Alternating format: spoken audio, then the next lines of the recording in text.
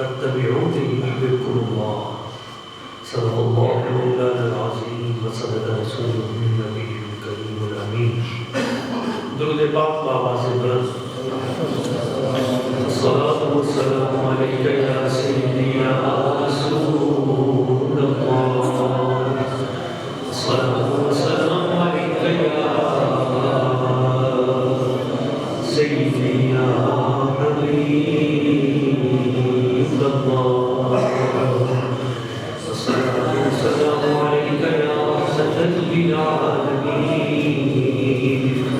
وعلى آلك وأصحابك يا محبوب رب العالمين.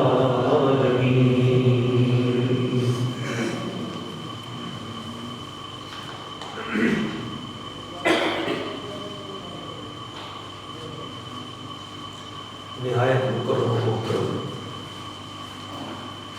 عزت مآب عاشقان رسول، اللہ کریم کی بارگاہ قدس میں دعا ہے وہ ذات لم یزل ہم سب کو قرآن و سنت کے مطابق زندگی بسر کرنے کی توفیق عطا فرمائے.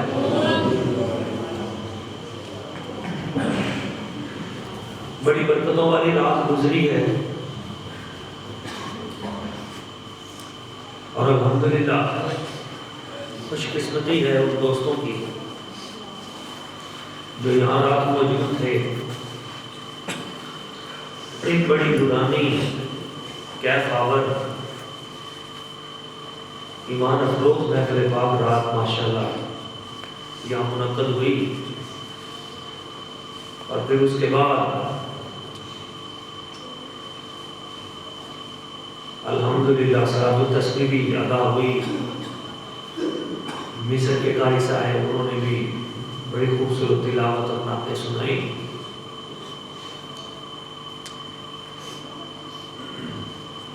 بعد میں بھی احباب نوافل پڑھتے رہے، تہجد پڑھتے رہے، ذکر اذکار کرتے رہے، فجر کی نماز پڑھی گئی، رمضان شریف اس کا تذکرہ ہوا اور جمعۃ المبارک کی تیاری کے لیے صبح سے ہی درود پاک کی نشست ماشاءاللہ فجر کے بعد شروع ہوئی اور ابھی آج بابرکت دن ہے جمعۃ المبارک کا جس دن ہم بیٹھے ہیں.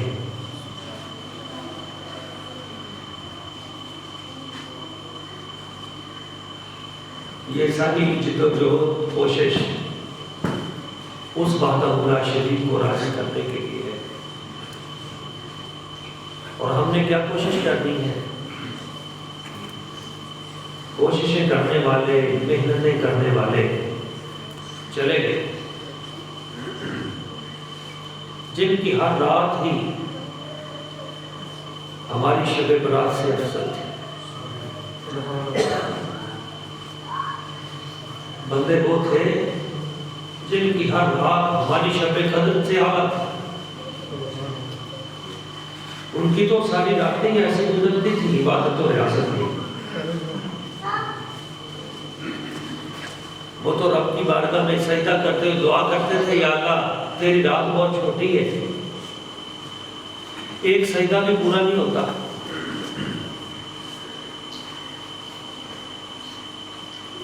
ان والے جذبے کہاں سے لائے؟ انہوں نے نبی پاک صلی اللہ علیہ وسلم کو دیکھا کہ سرکار روزے پہ روزہ رکھ رہے ہیں.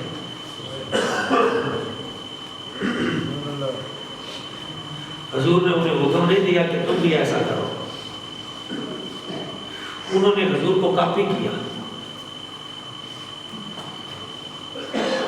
انہوں نے حضور کے پیچھے روزے رکھنے شروع کر دی. اسے کہتے تھے ایام وصال کے روزے، وصل کے روزے. وصل جڑنا یعنی وہ نہ اس میں سحری ہوتی تھی نہ افطاری ہوتی تھی. ایک روزہ رکھا، شام کو نہ سحری نہ صبح نہ شام کو افطاری نہ صبح سحری. اس روزے سے اگلا روزہ جوڑ دیا، وصل جوڑ دیا. آگے اس کی جو افطاری ہے نہ افطاری نہ سحری، اگلا روزہ پھر جوڑ دیا.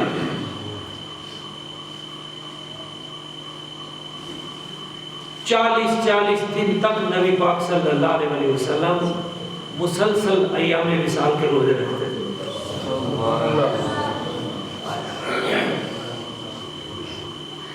اچھا، صحابہ کرام نے، حضور نے صحابہ کرام کو نہیں کہا کہ تم بھی یہ کام کرو،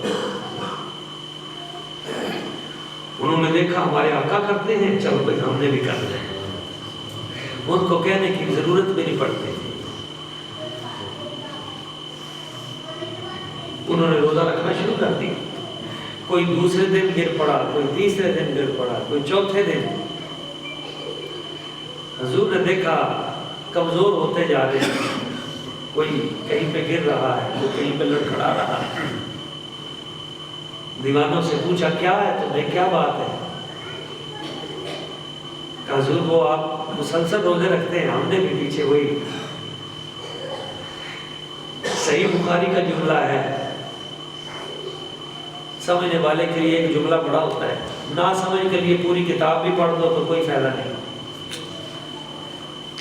حضور نے فرمایا ایکم مثلی، تم میں میری مثل ہے کون؟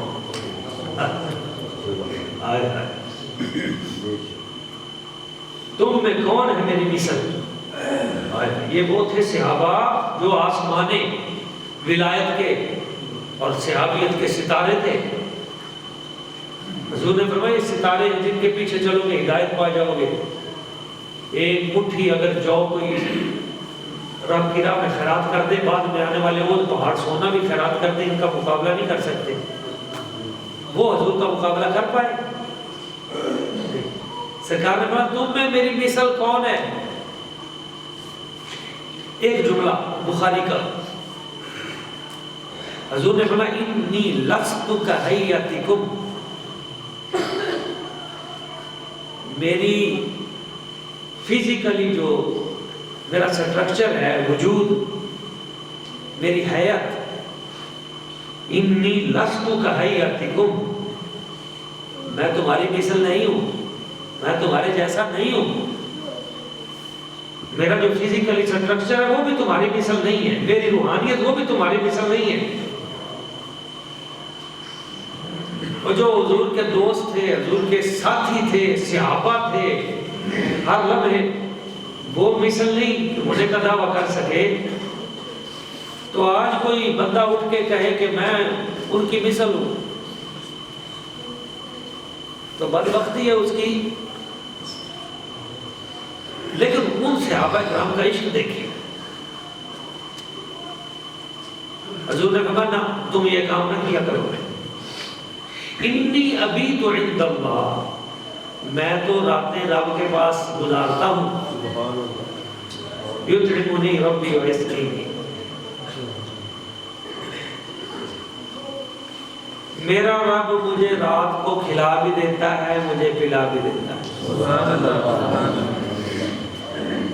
میں بیٹھا تمہارے درمیان میں ہوتا ہوں، پر رات کو ہوتا رب کے پاس ہوں، اور رب کا قرب بھوک مٹا دیتا ہے، پیاس بجھا دیتا ہے، میں اس کے ہاں راتیں گزارتا ہوں، تو میری مثل نہیں ہو۔ پر پھر بھی وہ کوشش کرتے تھے کہ 2-4 دن تو چلے نا، ہمارے یہاں بالکل ٹھیک ٹھاک لوگ، صحت مند لوگ جو ہیں فیشن کے طور پر روزہ چھوڑ دیتے، رمضان کے فرض روزے چھوڑ دیتے، انہوں نے تو جانے قربان کر دی۔ سچے عاشق تھے نا، دعویٰ عشق نہیں کرتے تھے، اندر سے عشق کرتے تھے۔ دعویٰ عشق میں اور حقیقی عشق میں بڑا فرق ہوتا ہے۔ کسی نے پروانے سے پوچھا کہاں سے آیا ہے؟ اس نے کہا ادھر شہر میں شمع جل رہی تھی، اسے دیکھ کے آیا ہوں۔ اس نے کہا نہیں، تو بھنورا ہو سکتا ہے، پروانہ نہیں ہو سکتا۔ سچا ہوتا نا واپس دے کے نہ آتا، ادھر جل جاتا، تیرے پر جھڑ جاتے، تو شمع کو چھوڑ کے نہ آتا۔ وہ جو سچے تھے نا انہوں نے بڑی قربانیاں دی۔ غزوہ احد کی تیاری ہے، حضور نے اعلان کر دیا بھائی غزوہ احد کے لیے تیاری کرو، بندے تیار ہو رہے ہیں، جوان تیار ہو رہے ہیں۔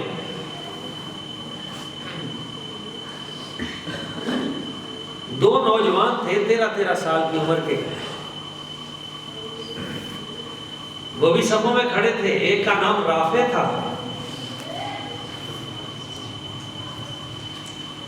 اور ایک اور صحابی رسول تھے جن کا نام تھا سامورا۔ حضرت رافع اور حضرت سامورا 13 سال کے بچے تھے۔ اب 13 سال کا بچہ کتنی عمر کا ہوتا ہے آپ جانتے ہیں۔ جب میدان میں سروں کی بولی لگنے کا وقت آیا، جمال مصطفیٰ پہ نچھاور ہونے والے پروانوں کے چناؤ کا وقت آیا،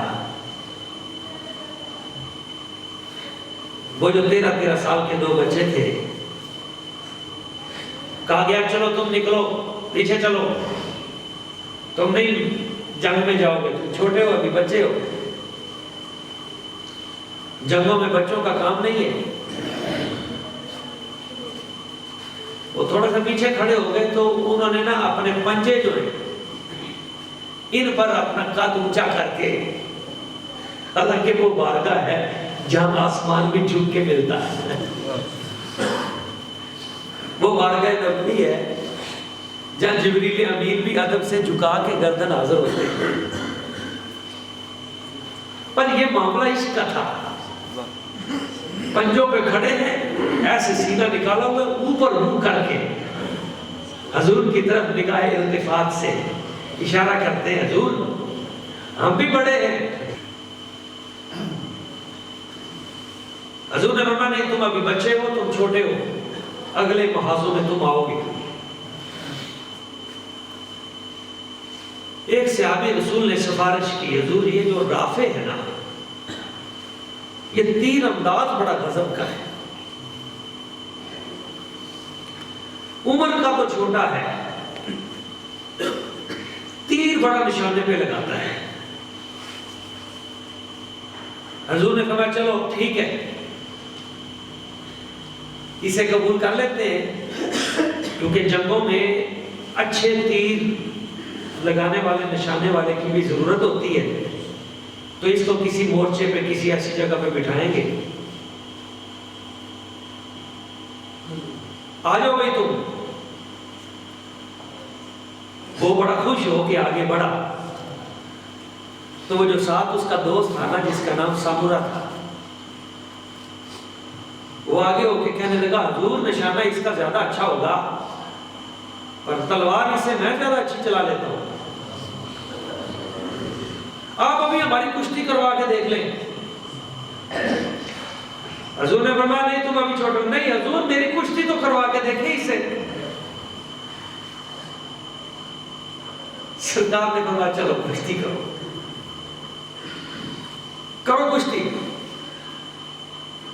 دونوں میدان میں آئے تو وہ سامورا اس کے کان میں کہتا ہے حضرت رافع کے، تیری تو بات بن گئی ہے، میری بھی بات بننے دے، تو جیت گیا ہے، حضور نے تجھے قبول کر لیا، تیرا نشانہ تو ہے، ٹھیک ہے، مجھے بھی ساتھ رکھ، گر جانا۔ اور پھر ایسے ہی ہوا، یہ عشق کے فیصلے تھے۔ عشق دل میں ہو تو بتانا نہیں پڑتا، سکھانا نہیں پڑتا، وہ اپنا آپ خود منوا لیتا ہے، رستے بھی بنا لیتا ہے۔ مصعب بن عمیر حضور کے صحابی تھے، مکے کا خوبصورت نوجوان تھا، باپ سردار تھا، ماں بہت بڑی سردار تھی، حضرت مصعب بن عمیر اتنا بڑا آدمی تھا، ینگ نوجوان، 16-17 سال کی عمر، روزانہ 2 سوٹ بدلتے تھے، ایک صبح ایک شام۔ اتنا امیر تھا یہ لڑکا نوجوان، اس کی ماں اتنی امیر تھی، باپ فوت ہو گیا، روزانہ 2 سوٹ، جو ایک مرتبہ کپڑا پہن لیا دوبارہ زندگی میں نہیں پہنا۔ اپنے درزی تھے۔ آج بڑا عمارت کا دور آ گیا، ابھی بھی کوئی بندہ آپ کو ایسا نہیں ملے گا جو روزانہ 2 سوٹ بدلتا ہو اور جو صبح پہنتا ہو پھر ساری زندگی دوبارہ نہ پہنے، شام کو نیا سوٹ پھر دوبارہ نہ پہنے۔ ہم کہاں وہ کہاں۔ اور بال بڑے خوبصورت تھے۔ میرے سرکار نے ان کے بالوں کی تعریف کی ہے، خوشبو اتنی اعلیٰ لگاتے تھے، پوری دنیا عرب میں اس سے مہنگی خوشبو کوئی نہیں لگاتا۔ جس گلی سے گزر جاتے محلے کے لوگ گھروں سے باہر نکل کے دیکھتے جوان گزرا ہے، مصعب بن عمیر گزرا ہے۔ پف جو ہے ان کا بڑا خوبصورت تھا۔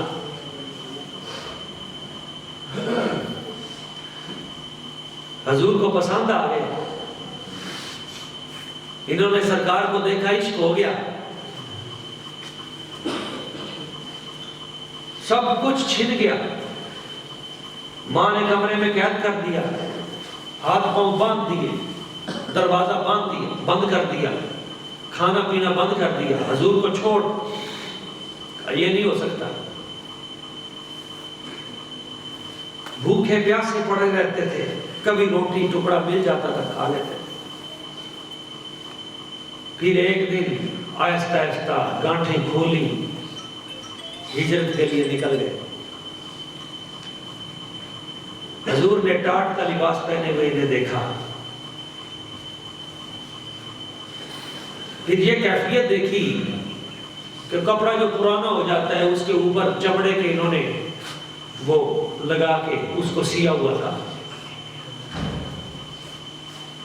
پیوند چمڑے کے لگا کے کپڑے کے ساتھ اس میں سے کانٹے گزارے ہوئے تھے، اور وہ کانٹے چبھتے تھے، بدن سے خون نکلتا تھا، بال جھڑ گئے تھے، لیکن عشق کا پکا تھا۔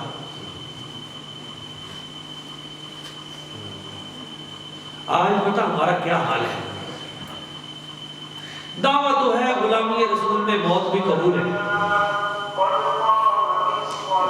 یا رسول اللہ سب کچھ آپ کے نام پہ قربان ہے، لیکن ابھی کل ہی مجھے کال آ رہی تھی، ہمارا ایک ہارون آباد کا نوجوان وہ گیا ہوا ہے عمرہ کرنے کے لیے، میں نام نہیں بتاتا اس کا،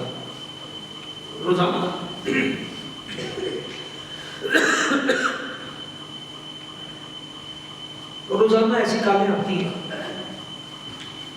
سر وہ عمرہ کر رہے ہیں، ڈاکٹر صاحب وہ ابھی بال کٹوانے ہیں، کہتے ہیں ٹینڈ کروانی پڑے گی عمرے کے بعد، کوئی حل بتائیں بال بچ جائیں۔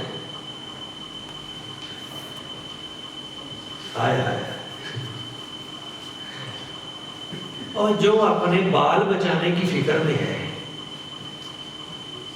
کہتے ہیں عمرہ جو ہے وہ کر رہا ہوں، بال نہ کٹوانے پڑے۔ ایک بچے کی شادی تھی 3 مہینے بعد، وہ کہہ رہا تھا کہ وہ میری چند ماہ بعد شادی ہے جی، پہلے عمرے پہ آ گیا ہوں، اب بال کٹوانے پڑیں گے اور پرابلم پیدا ہو جائے گا۔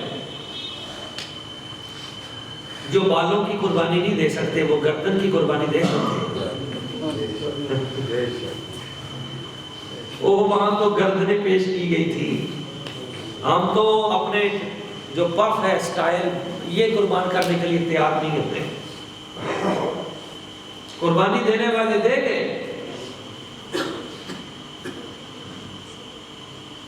میرے سرکار نے ان کو کہا جاؤ مکہ چھوڑو, مدینہ طیبہ میں جاؤ, تم میری امت کے استاد ہو. مصعب بن عمیر یہاں سے نکلے مدینہ طیبہ میں, پہلے استاد مقرر ہوئے مدینہ طیبہ کے. ابھی سرکار مدینہ شریف نہیں گئے تھے, مدینہ شریف جانے سے پہلے مدینہ طیبہ میں جا کر حضور کی آمد کا جنہوں نے ماحول بنایا وہ حضرت مصعب بن عمیر ہے. انہوں نے مدینے والوں کو قرآن پڑھایا, نماز سکھائی, تربیت کی, بچوں کو تیار کیا. اور جس دن سرکار مدینہ طیبہ میں آئے تو وہ جو بچے دف بجا کے رستے میں طلع البدر علینا پڑھ رہے تھے استقبال, یہ حضرت مصعب بن عمیر کے شاگرد تھے. یہ استاد نے تیار کیا تھا, اور استاد ہوتا بھی وہ ہے جو بچوں کے دلوں میں عشق رسول پیدا کرے. رات ہمارے وہ مصر کے قاری صاحب آئے تھے, انہوں نے سب کو کھڑا کر کے یہی قصیدہ پڑھا تھا, طلع البدر علینا من سنیات الوداع. یہ قصیدہ تیار کروانے والے استاد کا نام حضرت مصعب بن عمیر تھا. چھوٹے چھوٹے بچوں کو تیار کیا, مدینے کے بچے یہی عاشق رسول بنے. اور جب غزوہ احد ہوا تو ان کی شکل جو ہے نا, صورت وہ مشابہ مصطفیٰ تھی, حضور سے ملتی جلتی تھی. ابن امیہ نے ان کو دیکھا تو سمجھا نبی پاک حضور کی ذات ہے, تو دھوکے سے جا کر ان کے تلوار ماری, ان کا بازو کٹ گیا. جھنڈا جنگ کا ان کے پاس تھا, حضور نے ان کو سردار بنایا تھا, آپ تھے بھی سردار. تو کافروں کا جھنڈا بنو عبدالدار کے پاس تھا, قبیلہ ان کا بھی بنو عبدالدار تھا. حضور نے فرمایا تم بھی ادھر سے. تو انہوں نے وہ جھنڈا پکڑا ہوا تھا, ادھر تلوار لگی, دھوکے سے بازو کٹ گیا. انہوں نے جلدی سے دوسرے ہاتھ سے وہ پکڑ لیا جھنڈا. دوسری طرف سے کافروں نے تلوار ماری, دوسرا بازو کٹ گیا. بازو کٹ گیا, جو بازو کا تھوڑا سا ٹکڑا بچا اس سے انہوں نے سینے سے لگا لیا. وہ حضور کا دیا ہوا جھنڈا نیچے نہیں گرنے دیا, اور پھر ان کے سینے پہ نیزہ مارا گیا جو سینے سے گزر گیا, اور پھر وہی گرے اسی لمحے شہید ہوئے. تو وہ جھنڈا گرنے سے پہلے حضرت مولا علی شیر خدا نے پکڑ لیا. اور جب اس کو کفن دیا گیا تو کفن کا کپڑا پورا نہیں تھا. میرے سرکار نے اس موقع پہ خطبہ دیا تھا, فرمایا تھا مصعب میں نے تجھے مکے میں دیکھا ہے, تجھ جیسا سونا جوان مکے میں نظر نہیں آیا. تم اتنے خوبصورت تھے, روزانہ 2 کپڑے بدلتے تھے, 2 سوٹ بدلتے تھے. تمہارے بال آج جو بکھر گئے ہیں اور خون میں لت پت ہیں, کبھی دنیا ان پہ مرا کرتی تھی. تمہارا حسن اتنا خوبصورت حسین و جمیل تھا, حسن و جمال سے مرصع. آج جب کفن کی باری آئی تو کفن کا کپڑا نہیں مل رہا, تھوڑا کپڑا ملا. تو سرکار نے فرمایا ان کے چہرے پہ ڈال دو, اور جو پاؤں ہے نا ننگے پاؤں, اس کے اوپر گھاس ڈال دو. اور ان کے پاؤں پہ گھاس ڈالی گئی, کفن کا کپڑا نہیں ملا, اور اس طرح ان کو دفن کیا گیا. اور فرمایا مصعب تم جنت میں پہنچ چکے ہو, تمہارا شمار شہداء کی صفوں میں اول صف میں ہے. یہ وہ عظیم لوگ تھے جنہوں نے اپنے عشق کی قربانی بھی نہیں مانگی کہ ہم نے یہ کیا, ہمیں یا اللہ اس کا اجر دے. نہ, یہ تھے عاشق سچے, قربانی دینے والے. ان کی زندگیوں کو پڑھا کریں, ان کے واقعات سنا کریں, تاکہ ہمارے دلوں کا زنگ اترے, ہم خود اور اپنی نسلوں کو ان کے ساتھ جوڑ دیں. اس جذبے کی کوئی ایک رتی, کوئی ایک قطرہ, کوئی خوشبو کا ایک جھونکا ہمارے جسم میں آ جائے, ہماری روح تک آ جائے, اور ہمارے دعوے جو ہیں یہ حقیقت میں بدل جائیں, اور ہمارا دل جو ہے اس میں عشق رسول کریم کا ایک قطرہ آ جائے. اللہ کریم کی بارگاہ میں خود سے دعا ہے, اللہ تعالیٰ ہمیں ان عظیم کریم ہستیوں کے نقش قدم پہ چلنے کی توفیق عطا فرمائے. آمین. وما علینا الا البلاغ. سنتے اللہ.